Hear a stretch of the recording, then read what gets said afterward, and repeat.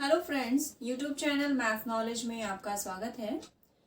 आज हम complex analysis में ज्योमेट्रिकल रिप्रेजेंटेशन देखेंगे कॉम्प्लेक्स नंबर के लिए।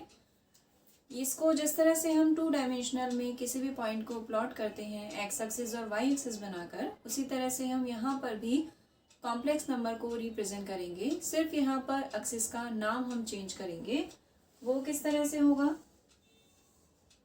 ये हमने प्लॉट किया, ये एक्स एक्सिस लिया, ये हमने वाई एक्सिस कंसीडर किया और यहाँ पर ये ऑरिजिन हम लेंगे, ये रियल एक्सिस बोला जाएगा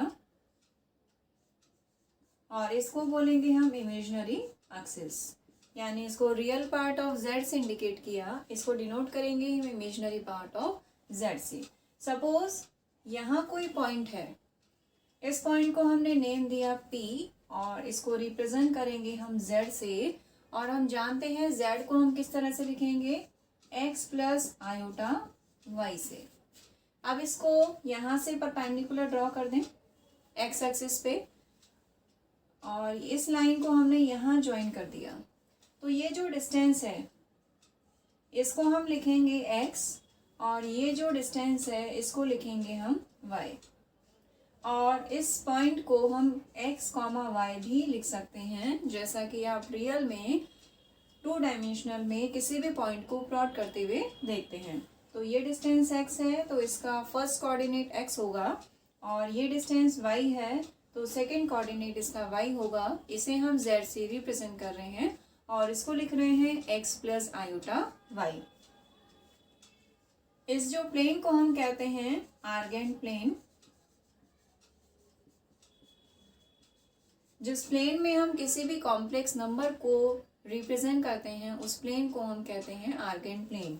और इसी तरह से इसका दूसरा नेम है कॉम्प्लेक्स प्लेन।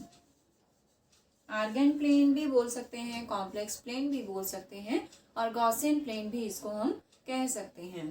सो यहाँ पर ये जो डिस्टेंस है OP, एक तरह से ये वेक्टर का काम कर रहा है और इसका मैग्नीट्यूड अगर हम निकालें तो ये होगा मॉड्यूलस z। अब देखिए, जैसे ये 90 डिग्री का एंगल है, ये एंगल हमने लिया थीटा। पाइथागोरस थ्योरम आप लगा सकते हैं। So modulus of z square equals to क्या बनेगा, x square plus y square, यानी base square upon perpendicular square equals to hypotenuse square. So modulus of z square equals to x square plus y square. ये तो हो गया magnitude. उसके बाद हम आर्ग्यूमेंट की बात करें, क्योंकि जब भी हम कॉम्प्लेक्स नंबर लेंगे तो आर्ग्यूमेंट को देखेंगे। आर्ग्यूमेंट में आर्ग्यूमेंट ऑफ z क्या है, यहाँ पर थीटा। जो angle OP line x axis के साथ बना रही है उसे हम कहेंगे आर्ग्यूमेंट ऑफ z। और इसकी जो डायरेक्शन है वो इस तरह से होगी, यानी जो मोमेंट होगा हम इस तरह से लेंगे, दैट इज एंटी क्लॉकवाइज, यानी घड़ी की डायरेक्शन के अपोजिट डायरेक्शन में ये लेगा। तो इसे हम एंटी क्लॉकवाइज डायरेक्शन में लेते हैं जब तक कि हमें इसके अलावा कुछ और डेटा गिवन नहीं है। तो ये हमने देखा, मैग्नीट्यूड आ गया, आर्ग्यूमेंट आ गया। अगर इसको हम कैलकुलेट करना चाहें, यहाँ पर इस ट्राइंगल को कंसीडर करते हैं, इसको हमने नेम दे दिया, इसको A पॉइंट दे देते हैं। तो ट्राइंगल AOAP में हमें क्या रिजल्ट मिलेगा, tan theta equals to y upon x। So theta equals to क्या मिला हमें, tan inverse y upon x। क्योंकि tan के लिए क्या फॉर्मूला लेते हैं हम, perpendicular upon base. So perpendicular तो यहाँ मिल रहा है, बेस हमें यहाँ मिल रहा है।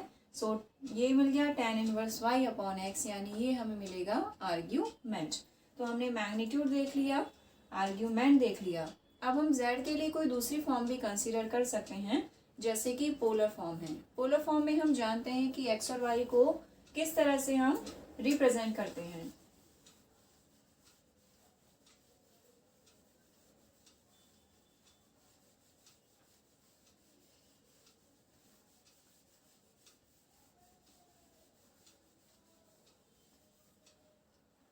और हम एक चीज़ और देख सकते हैं कि हम थीटा की बात कर रहे हैं और ये क्या है, आर्ग्यूमेंट ऑफ z, यानी कोणांक। हिंदी में इसको हम कोणांक कहते हैं।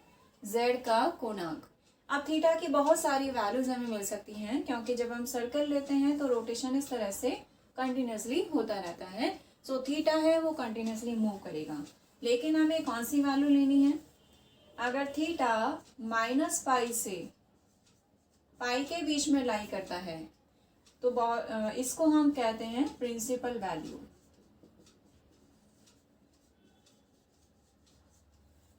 वैसे थीटा की बहुत सारे वैल्यूज मिलेंगी, बट अगर जो वैल्यू -पाई से पाई के बीच में आ रही है उसे हम बोलेंगे प्रिंसिपल वैल्यू। उसके बाद देखें, let x equals to r cos theta and y equals to r sin theta. z equals to हम क्या लेते हैं? That is x plus iota y। x को अगर हम रिप्लेस कर दें, that is r cos theta plus iota r sin theta. r को आप कॉमन लेंगे, that is r cos theta plus iota sin theta.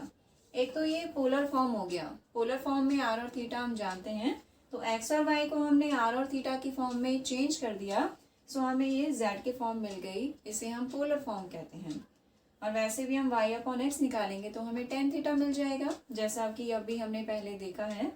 उसके बाद अगर हम इसको देखें, एक फॉर्मूला और हमने पढ़ा है, e to the power iota theta. इसको हम क्या लिखते हैं? cos theta plus iota sine theta. तो इसमें z इक्वल्स टू हम क्या लेंगे? r e to the power iota theta. और अगर इसका हम मॉड ले लें, so modulus of z equals to modulus of r e to the power iota theta. दोनों को सेपरेट करें, सो r यहाँ आ जाएगा और e to the power iota theta का मॉड्यूलस ये होगा 1। So modulus of z equals to क्या मिलेगा? हमें r मिल जाएगा, और दोनों तरफ अगर स्क्वायर कर दें तो ये रिजल्ट हमें मिलेगा। और r स्क्वायर को हम क्या लिख सकते हैं? That is x square plus y square. तो अभी हमने देखा भी था कि हमने मॉड्यूलस ऑफ z स्क्वायर को क्या लिखा था? x square plus y square. तो यहाँ से हमने ये जो फॉर्म है, ये फॉर्म है एक्सपोनेंशियल फॉर्म, और हिंदी में इसको कहते हैं चर घातांकी रूप, क्योंकि यहाँ पे e की पावर में आ रहा है तो ये एक्सपोनेंशियल फॉर्म हो गया। तो इस तरह से हमने देखा, z को हमने x और y की फॉर्म में लिखा, फिर पोलर फॉर्म में लिखा, और फिर उसको एक्सपोनेंशियल फॉर्म में भी लिख दिया। तीनों फॉर्म एक दूसरे से रिलेटेड हैं। अगर एक रिजल्ट हम जानते हैं, एक फॉर्म हम जानते हैं, तो बाकी फॉर्म में भी उसको हम चेंज कर सकते हैं। सो आज हमने देखा कि किसी भी कॉम्प्लेक्स नंबर को किस तरह से रिप्रेजेंट किया जा सकता है। इस वीडियो में इतना ही। नेक्स्ट वीडियो में हम फिर